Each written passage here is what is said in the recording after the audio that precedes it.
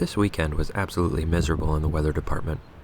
Friday night into Saturday afternoon, we were getting snow, and it was horizontal snow because the wind was so fierce.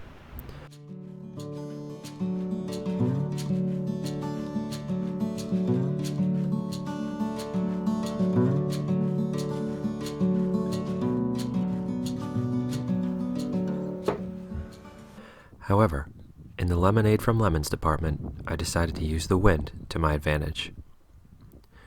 Winnowing, which is the process of separating seeds or fruit from chaff and vegetation, is as old as agriculture itself, probably older. In the past few decades, winnowing has suffered the same fate as nearly everything else and become, nearly universally, mechanized, using machines powered by fossil fuels. But, as is the case with most things, the earth provides everything we need to clean all the detritus associated with seed saving from those seeds. Winnowing using the natural wind requires three things: a container of seeds and chaff from which you want to separate those seeds, a container to collect the seeds, and patience.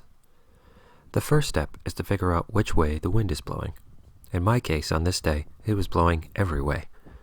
In fact, when I pulled up some grass and let it go to figure out which direction the wind was blowing, the grass changed direction twice on the way to the ground. This is where the patience starts to become necessary. It's best to do this on a warmer day when the breeze is stiff and steady, but not as stiff as it is for me here. Since I can't count on the wind to come from a single direction, I need to move more slowly when I pulse the seeds from one container to another. Another thing you want to try to ensure, if you can, is that the catch container is as wide as possible.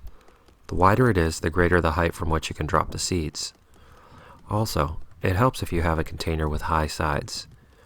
Usually, when I do this in the fall, I use the containers I collect leaves in for mulch, which you've seen if you've watched this channel for a while. But those are all otherwise occupied right now, and since I didn't do this in the fall when it was warm and the wind was a bit more predictable, I'm using this old catering platter top, which I got from a work function and of course didn't throw away. The rock performs two functions.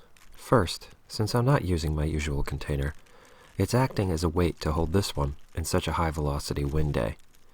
Second, the shape of the rock is actually slowing down and redirecting the sunflower seeds so they don't bounce out of the hard plastic container, which has shallower sides than I'd like.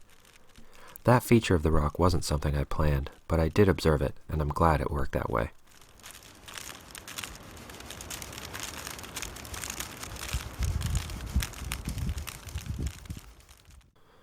Essentially, the process of winnowing continues until all of the chaff is gone, or you are satisfied with the amount you have left, whichever comes first.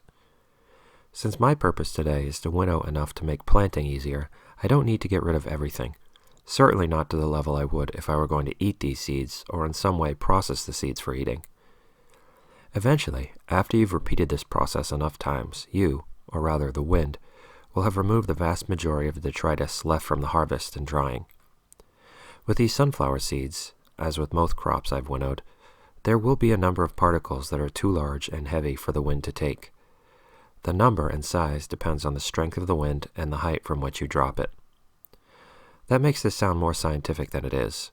Really, it's as straightforward as dropping everything in a slow enough stream that the wind takes the light chaff and the heavy seeds drop through.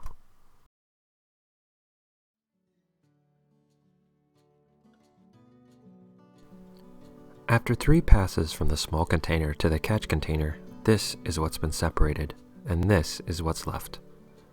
A small number of seeds miss or bounce out of the container, and a small number of non-seed pieces are still amongst the seeds. For planting, this will be much easier. For eating, I'd make a few more passes.